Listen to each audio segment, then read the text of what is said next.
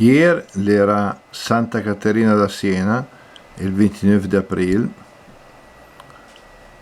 Per ragioni di tempo, di impegni, non sono riuscito a fare un video degno di questa grande santa patrona d'Italia, di cui qua vediamo qualche immagine, non tanto di lei quanto della sua casa natale a Siena, appunto,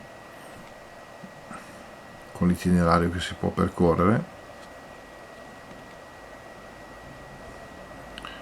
E di questa grande santa che anche i papi chiaramente ricordarono nei loro pontificati, con questo la casa appunto natale. Domani, essendo il 1° maggio che è festa nazionale,